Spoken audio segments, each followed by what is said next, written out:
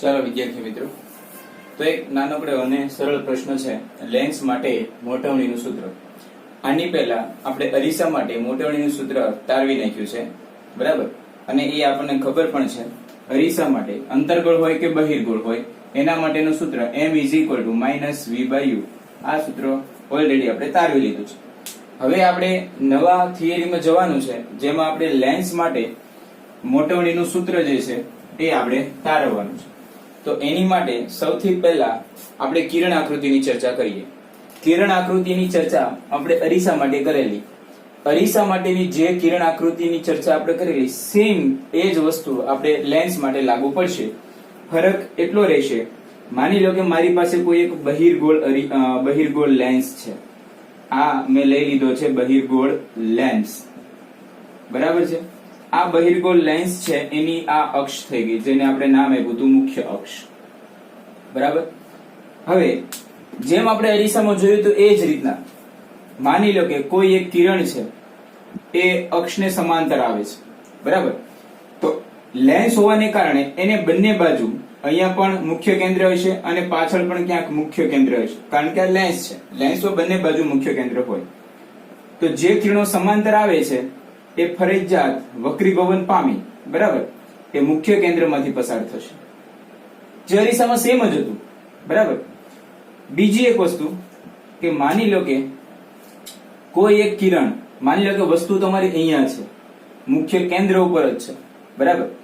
અને મુખ્ય કેન્દ્રમાંથી તમારું કિરણ આપાત થઈ રહ્યું છે. તો જો તમારું મુખ્ય કેન્દ્રમાંથી કિરણ આપાત થાય તો વક્રીભવન પામી એ કિરણ શું થઈ જશે? તમારી સપાટીને સમાંતર. અરીસામાં આ વસ્તુ આપણે ભણ્યા જ છીએ. અને હજી એક આપણે કિરણ લઈએ. માની લો કે આ એનું થઈ ગયું કેન્દ્ર, આ જે લેન્સ છે એનું થઈ ગયું આ કેન્દ્ર. એક કિરણ આપણે એવું ધારીએ કે જે મુખ્ય એના લેન્સના કેન્દ્રમાંથી પસાર થાય છે, ઓપ્ટિકલ સેન્ટર જેને કહેવાય. તો લેન્સના ઓપ્ટિકલ સેન્ટરમાંથી પાસ થાય છે. તો અહીંયા એવું થાય કે જે લેન્સના ઓપ્ટિકલ સેન્ટરમાંથી પાસ થાય એ એઝ ઇટ ઇઝ આગળ વધે. આ ત્રણ કિસ્સા આપણે ધ્યાનમાં રાખવાના થશે લેન્સ માટે. જો સપાટીને સમાંતર હશે તો ફરજિયાત મુખ્ય કેન્દ્રમાંથી પસાર થશે, બરાબર? જો કિરણ તમારું F માંથી આવતું હશે, બરાબર, તો ફરજિયાત વક્રીભવન પામી સપાટીને સમાંતર. અને જો C માંથી મુખ્ય કેન્દ્રમાંથી પસાર થતું હશે, બરાબર, મુખ્ય કેન્દ્ર નહીં બોલી શકાય પણ જે બહિર્ગોળ લેન્સ છે એનું કેન્દ્ર, જેને ઓપ્ટિકલ સેન્ટર કહેવાશે, જો એ કેન્દ્રમાંથી પસાર થતું હોય તો એ જ કેન્દ્રમાંથી આગળ ગતિ કરશે. આ ત્રણ નિયમો છે એ આપણે ધ્યાનમાં રાખી હવે આપણે લેન્સ માટે મોટવણીનું સૂત્ર આપણે તારવવાનું છે. જેવી રીતે આપણે અરીસા માટે મોટવણીની વ્યાખ્યા લખી હતી એવી જ વ્યાખ્યા સેમ અહીંયા તમને લેન્સ માટે મળશે. ત્યાં શું હતું? પ્રતિબિંબ ઊંચાઈ ના છેદમાં વસ્તુ ઊંચાઈ. સેમ અહીંયા પ્રતિબિંબ ઊંચાઈ અને વસ્તુ ઊંચાઈ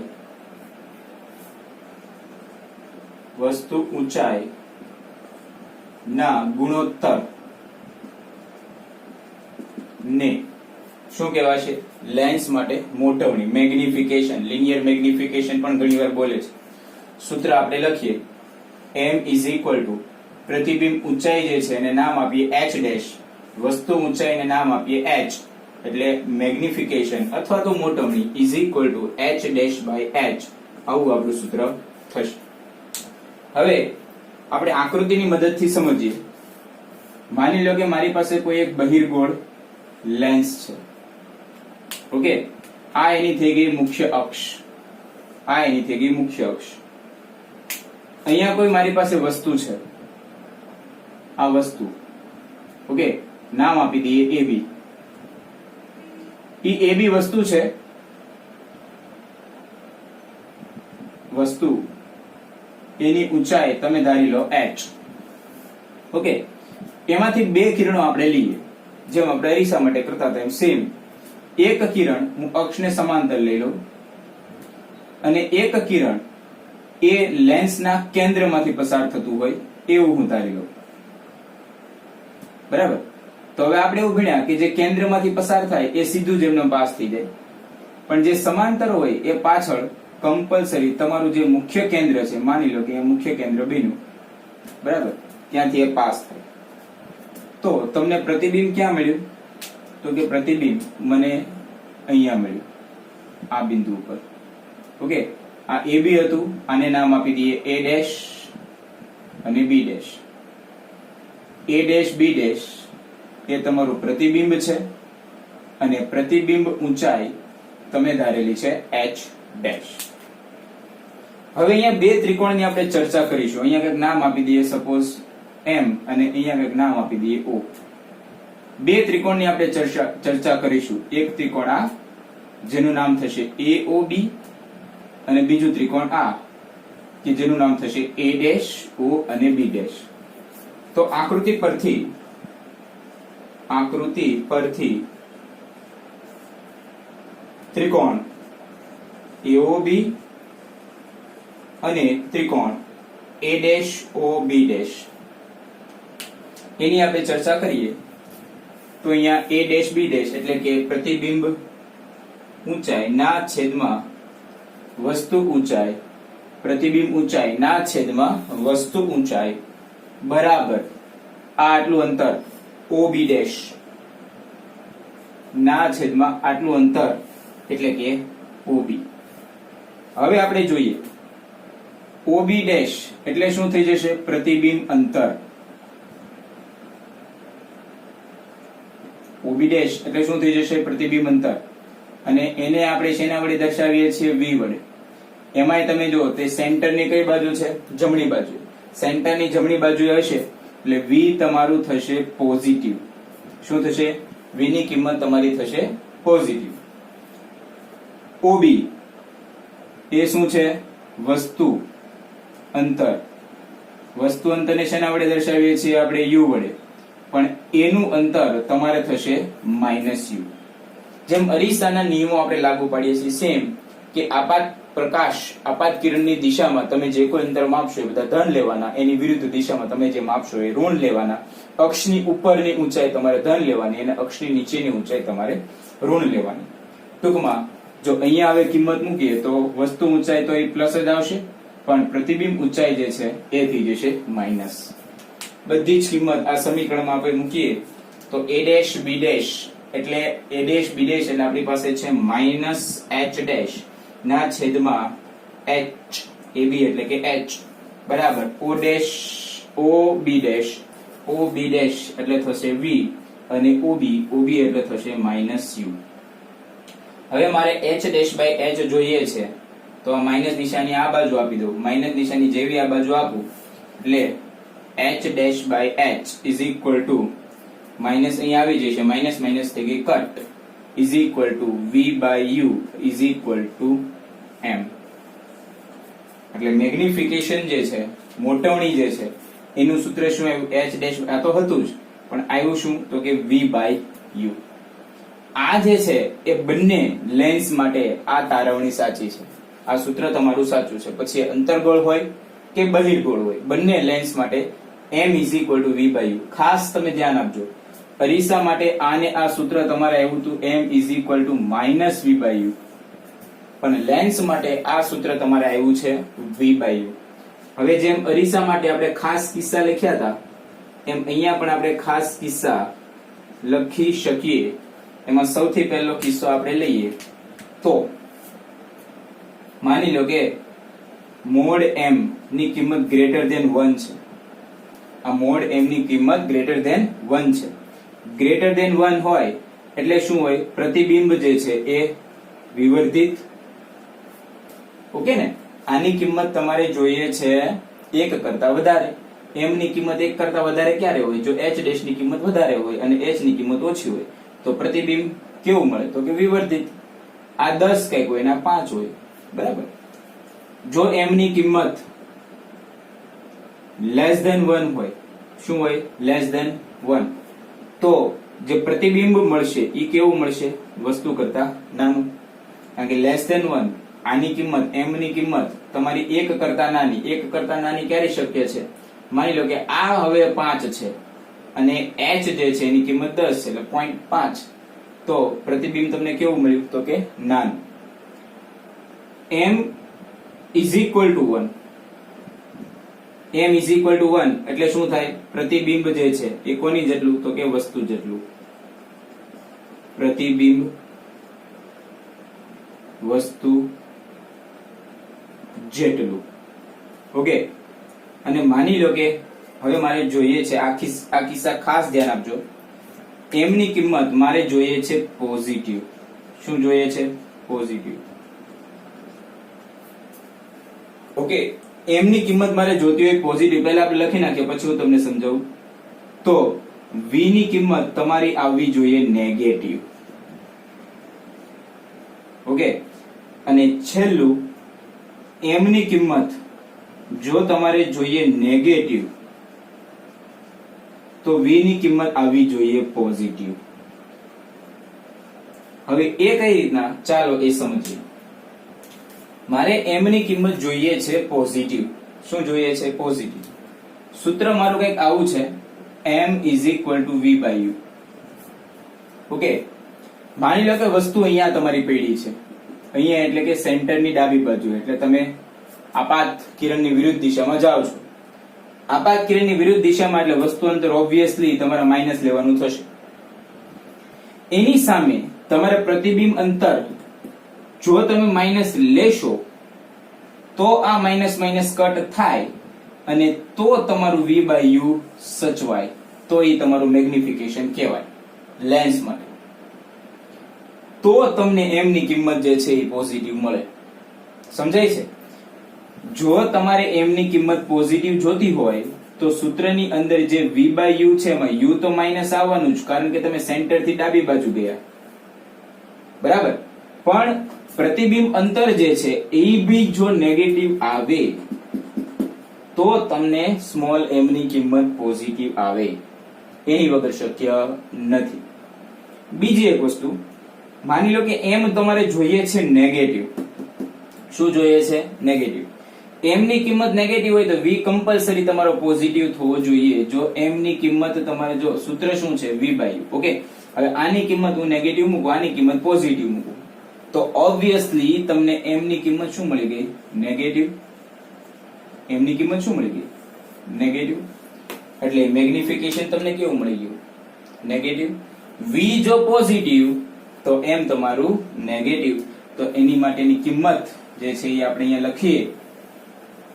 જો મને m પોઝિટિવ જોતું હોય તો v તમારે નેગેટિવ જોઈએ, અને v નેગેટિવ એટલે એનો મતલબ એવો થાય કે આ કેન્દ્રથી કંઈક ડાબી બાજુએ ગમે ત્યાં પ્રતિબિંબ મળશે. હવે કેન્દ્રથી ડાબી બાજુએ તમને ક્યાંક પ્રતિબિંબ મળે એટલે તમે એવું લખી શકો કે આભાસી. અને કેવું મળશે? ચત્તુ. બરાબર. શું કામ ચત્તુ? તો એ તમે અહીંયા પણ ડિસ્કશન કરી શકો છો, કારણ કે સૂત્ર શું છે? m is equal to h dash by h. m ની કિંમત શું જોઈએ છે તમારે? પોઝિટિવ. m ની કિંમત જો પોઝિટિવ જોતી હોય તો હવે ઊંચાઈના સંદર્ભમાં તમે જુઓ તો આ તો તમારું પોઝિટિવ જ હતું. ઓકે, આ પોઝિટિવ હતું, આને તમારે પોઝિટિવ બનાવવું જ પડશે તો તમારો m પોઝિટિવ થાય. એટલે આભાસી અને ચત્તુ. ક્યારે? કે જો m પોઝિટિવ હોય તો તમારું પ્રતિબિંબ કેવું મળશે? આભાસી અને ચત્તુ. આના માટે લખવું હોય તો એના માટે આપણે એવું લખી શકાય, નેગેટિવ મેગ્નિફિકેશન જોઈએ છે, v તમારું પોઝિટિવ. v પોઝિટિવ એટલે તમારે કેન્દ્રની જમણી બાજુ ક્યાંક જવાનું, જમણી બાજુ ક્યાંક તમને પ્રતિબિંબ મળે. ઓકે, અને જમણી બાજુ તમને પ્રતિબિંબ મળે એનો મતલબ એવો થાય કે તમને પ્રતિબિંબ કેવું મળશે? વાસ્તવિક. તો અહીંયા એવું લખી નાખીએ કે વાસ્તવિક અને ઉલટું. બરાબર ને? વાસ્તવિક ને ઉલટું હોય તો જે શક્ય થાય. m is equal to h dash by h. આ તો તમારું પોઝિટિવ જ આવવાનું છે. જો તમારે આ નેગેટિવ આવે, નીચેની બાજુ આવે, તો આને નેગેટિવ તમે લઈ શકો અને તો તમારો m શું થયો? નેગેટિવ થયો. એટલે વાસ્તવિક અને ઉલટું. હવે ખાસ તમે અહીંયા ધ્યાન આપજો, આને આ વસ્તુ જ્યારે તમે મિરરની અંદર જોઈ હતી, અરીસાની અંદર જોઈ હતી તો ઊંધું હતું. ઊંધું એટલે કેવું હતું? અરીસા માટે અહીંયા ખાલી હું તમને હિન્ટ આપું છું. અરીસા માટે કંઈક આવું હતું કે જો m પોઝિટિવ તમારે જોઈએ તો vb તમારું પોઝિટિવ હતું. તમે જૂની થિયરી ચેક કરજો એટલે VB તમારું શું હતું? પોઝિટિવ. ઓકે, અને જો M તમારે નેગેટિવ જોઈએ તો VB તમારું નેગેટિવ હતું. આવું આપણે અરીસા માટે હતું. આ અરીસા માટેનું છે અને આ વસ્તુ તમે જે ભણ્યા એ લેન્સ માટેનું છે.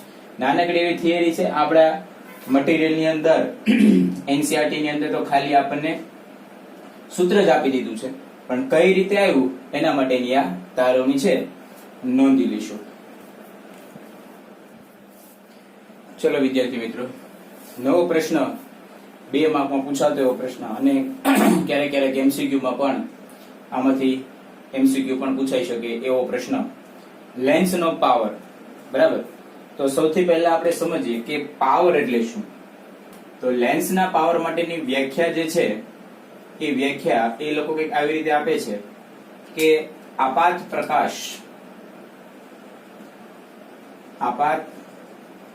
પ્રકાશને કેન્દ્રિત કે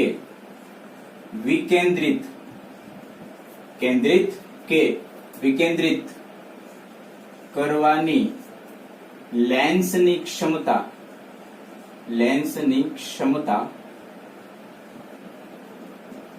જેને પાવર કહે છે.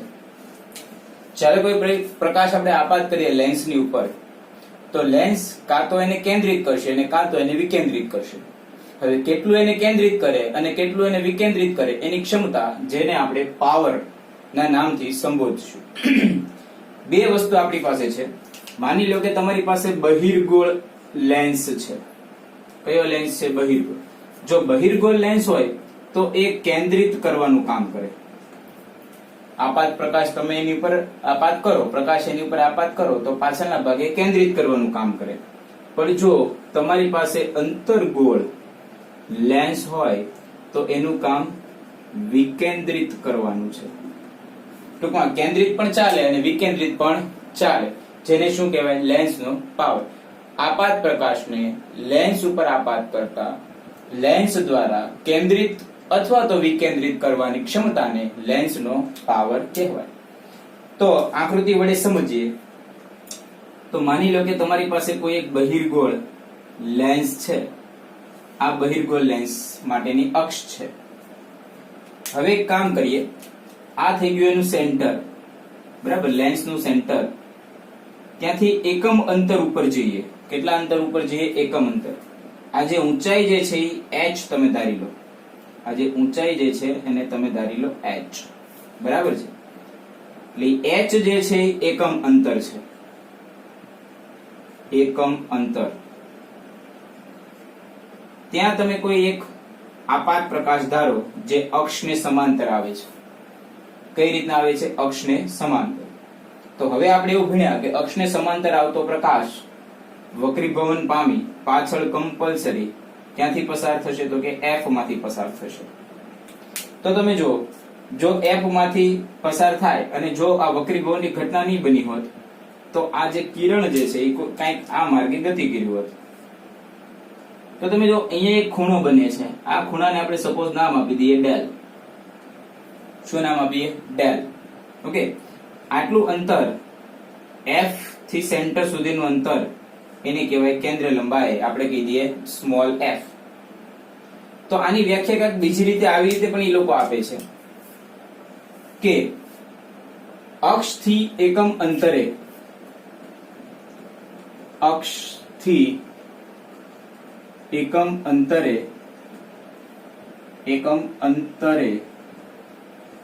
અક્ષને સમાંતર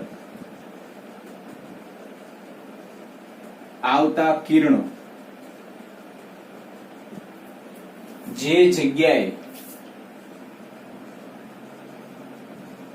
કેન્દ્રિત અથવા તો વિકેન્દ્રિત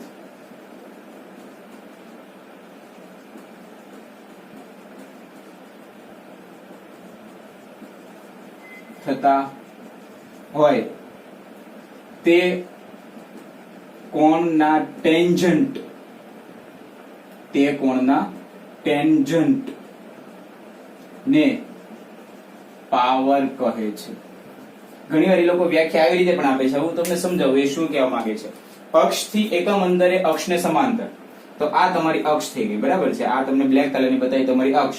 એનાથી એકમ અંતરે h બરાબર તમે શું લીધું? એકમ અંતરે અક્ષને સમાંતર આવતા કિરણો, તો અક્ષને સમાંતર આવતા કિરણો જે જગ્યાએ કેન્દ્રિત અથવા વિકેન્દ્રિત થતા હોય, તો માની લો કે આ જગ્યાએ કેન્દ્રિત થયા, અને જે કોણ બીનો, એ કોણ જે છે એનું ટેન્જન્ટ તમારે લેવાનું, અને એનો ટેન્જન્ટ લ્યો એને તમે શું નામ આપવાનું છે? પાવર.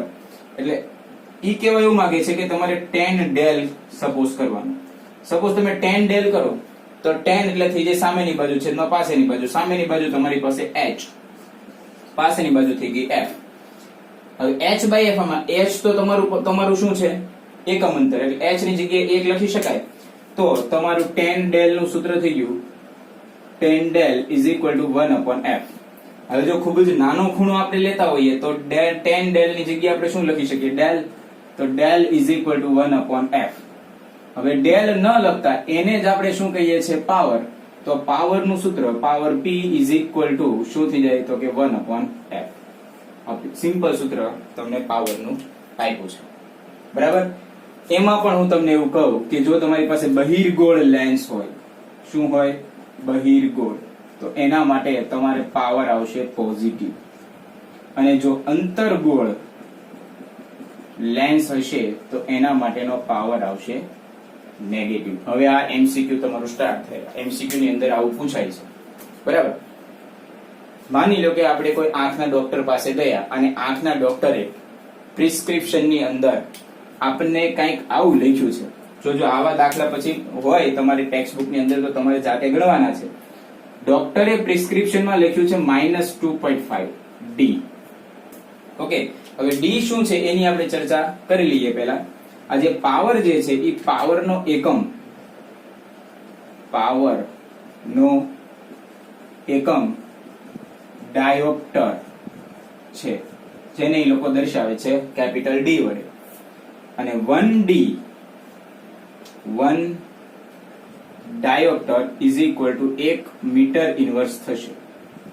આ પણ તમે ધ્યાન આપજો. 1D ઇઝ ઇક્વલ ટુ શું થશે? 1 મીટર ઇન્વર્સ.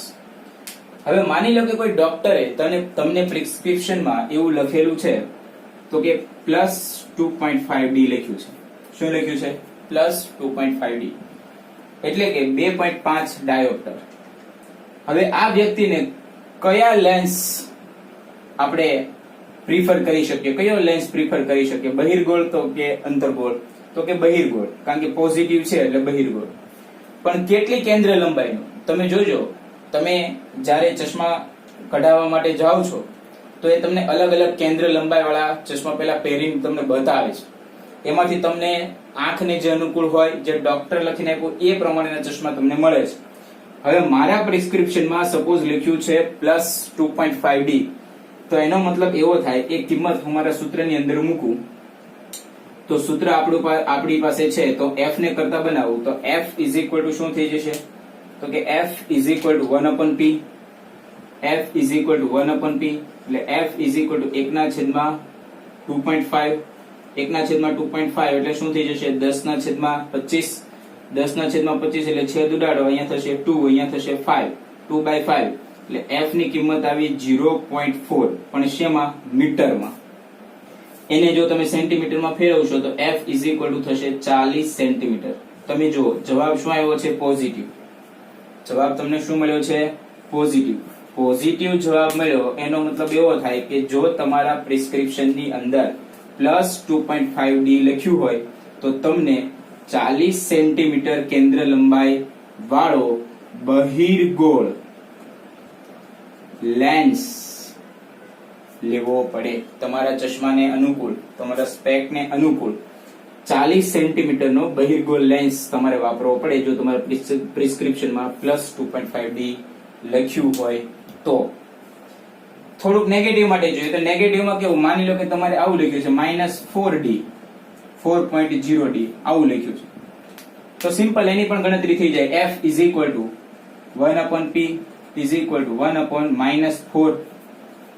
ઓકે, -4 એટલે એકચ્યુઅલમાં 0.25 અને 0.25 એટલે 25 સેન્ટીમીટર પણ આવશે માઇનસમાં. તો આનો મતલબ એવો થયો કે તમને -25 માઇનસ તો કોના અંતર્ગોળના પણ 25 સેન્ટીમીટર કેન્દ્ર લંબાઈ વાળો અંતર્ગોળ લેન્સ તમારે પહેરવો પડશે. જો +2.5D લખ્યું હોય તો તમારે બહિર્ગોળ લેન્સ પહેરવો પડે, અને -4 લખ્યું હોય, કોઈ પણ માઇનસ કિંમત લખી છે તો શું પહેરવું પડશે? અંતર્ગોળ લેન્સ તમારે પહેરવો પડશે. ઓકે, તમે જો આંખના ડોક્ટર પાસે ગયા હોય, એનું આંખનું કાર્ડ તમારી પાસે હોય તો તમે ચેક કરજો કે તમારે પ્લસ ડાયોપ્ટર વાળું છે, પ્લસ પાવર ધન પાવર વાળું છે કે ઋણ પાવર વાળું, એટલે તમને ખ્યાલ આવી જશે કે તમે અંતર્ગોળ લેન્સ પહેરેલો છે કે બહિર્ગોળ લેન્સ પહેરેલો છે. ઓકે, આની વધારે ડિટેલમાં ચર્ચા એકાદ બે લેક્ચર પછી આપણે કરશું. અત્યારે એટલું જોઈ લો.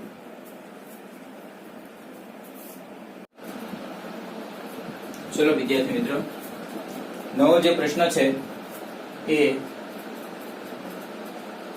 પાતળા લેન્સ માટેનું સંયોજન અથવા તો સંપર્કમાં રહેલા પાતળા લેન્સ માટેનું સંયોજન, આવો પ્રશ્ન છે. આપણી પાસે એક કરતા વધારે જો પાતળા લેન્સ એકબીજા સાથે સંપર્કમાં હોય તો પરિણામી કેન્દ્ર લંબાઈ અથવા તો પરિણામી પાવરનું સૂત્ર, માની લો કે કોઈ એક પછી બીજો, પછી ત્રીજો, ચોથો, પાંચમો, એમ ઘણા બધા લેન્સ જો સંપર્કમાં હોય અને પરિણામી કેન્દ્ર લંબાઈ અથવા તો પરિણામી પાવર નું સૂત્ર અથવા તો પરિણામી મોટવણી નું સૂત્ર તારવવું હોય તો એના માટેનો પ્રશ્ન આ છે. હવે આકૃતિમાં તમને બતાવ્યા મુજબ મેં બે પાતળા લેન્સ લીધા છે, બરાબર. માની લો કે પહેલો જે લેન્સ છે એની કેન્દ્ર લંબાઈ f1 ધારી લો, બીજો જે લેન્સ છે એની કેન્દ્ર લંબાઈ હું f2 ધારી લો. ઓકે, એટલે લેન્સ 1 અને લેન્સ 2 જેની કેન્દ્ર લંબાઈ f1 અને f2 છે, અને લેન્સ જે છે એ ખૂબ જ પાતળા છે, પાતળા લેન્સ છે આ બંને, અને બંને પાતળા લેન્સ એકબીજાના સંપર્કમાં રહેલા છે. તો હવે આપણે શું કરવું છે કે આનું પરિણામી કેન્દ્ર લંબાઈ જે છે એનું સૂત્ર આપણે તારવવું છે. તો પરિણામી કેન્દ્ર લંબાઈનું સૂત્ર જો આપણે તારવવું હોય તો સૌથી પહેલા લેન્સ 1 માટે આપણે લખીએ. લેન્સ 1 માટે પહેલા આપણે જનરલ સમીકરણ લખીએ. પાતળા લેન્સ માટેનું સમીકરણ શું હતું આપણી પાસે? તો કે પાતળા લેન્સ માટેનું સમીકરણ, પાતળા લેન્સ માટે 1/v -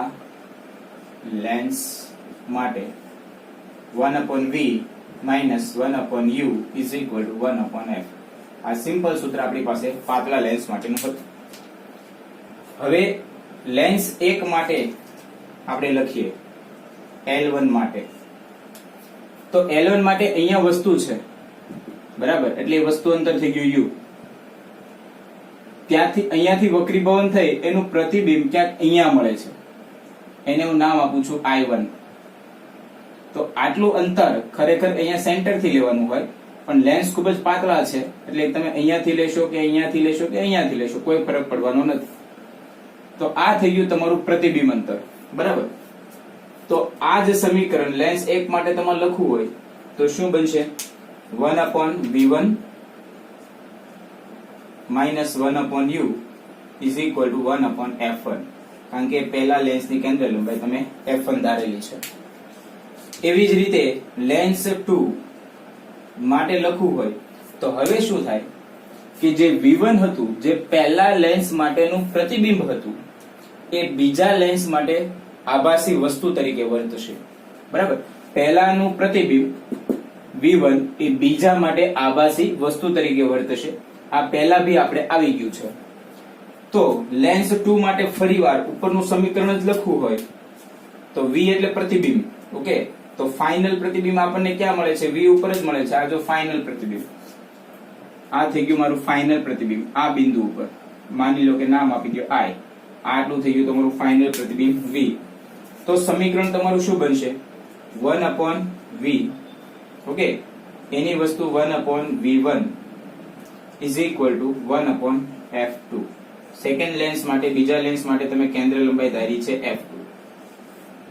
ઓકે, હવે આ બંને સમીકરણ જે છે એનો કરીએ સરવાળો. સમીકરણ 1 અને 2 બંનેનો કરીએ સરવાળો. તો 1/f1 plus 1/f2 is equal two, તમે જો આ માઇનસ આ પ્લસ આ સોરી આ પ્લસ, ઓકે, આ બંને થઈ ગયા કટ, તો વધ્યું શું તો કે 1/v minus 1/u. 1/v minus 1/u તો આપણી પાસે કેન્દ્ર લંબાઈ છે જ, તો 1/f1 plus 1/f2 is equal two 1/f. તમારી પરિણામી કેન્દ્ર લંબાઈ તમને આટલી મળી. થયું શું, પહેલાની કેન્દ્ર લંબાઈ પ્લસ બીજાની કેન્દ્ર લંબાઈ, બરાબર.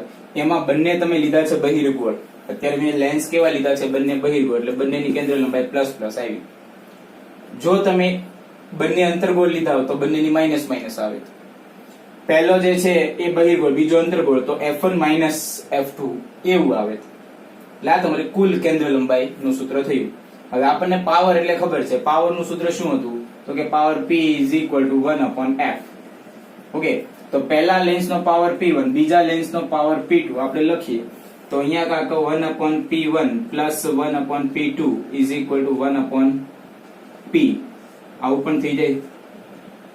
ઉલટું લખવું હોય તો પણ લખી શકાય, total p is equal two p1 plus p2.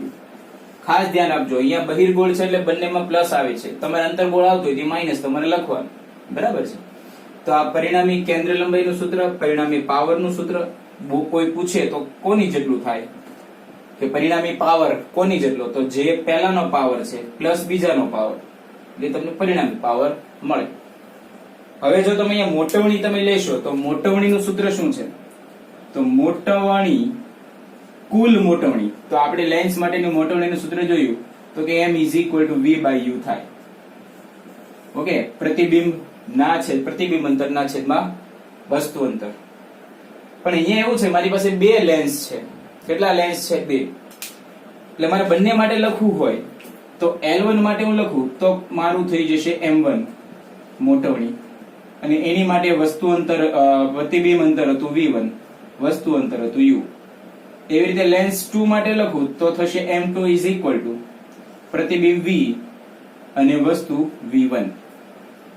Okay, આ જે સમીકરણ છે આ સમીકરણ એમાં આપણે શું કરીએ, ઉપર અને નીચે v1 વડે ગુણાકાર કરીએ તો m is equal two v/u into v1/v1. તમે અહીંયા જુઓ, આ આવી ગયું v1/u, આ આવી ગયું v/v1. ઓકે, એક તમારી પાસે છે v1/u, એક તમારી પાસે છે v/v1, એટલે કે પરિણામી m એ કોના બરાબર થયું તો કે m1 ગુણ્યા m2. અહીંયા ખાસ ધ્યાન આપજો, ખાલી બે લેન્સ મેં લીધા છે એટલે બધી જ જગ્યાએ અહીંયા f1 f2 p1 p2 અને m1 into m2 મેગ્નિફિકેશનમાં ગુણાકાર આવશે જ્યારે આ બંનેમાં સરવાળો આવશે. તમે જેટલા લેન્સ લેશો, 3 હોત, આવા ત્રીજો મેં લેન્સ બહિર્ગોળ મૂક્યો તો 3 સુધી જવાનું આવે. ઓકે, તો જો આ ટોપિક જે છે પાતળા લેન્સ માટેનું સંયોજન જે છે એનો ટોપિક છે. આનો ઉપયોગ ભવિષ્યમાં આપણે માઇક્રોસ્કોપ અને ટેલિસ્કોપ જોશું એની અંદર આપણે ઉપયોગ કરવાનો થશે. જોઈ લો.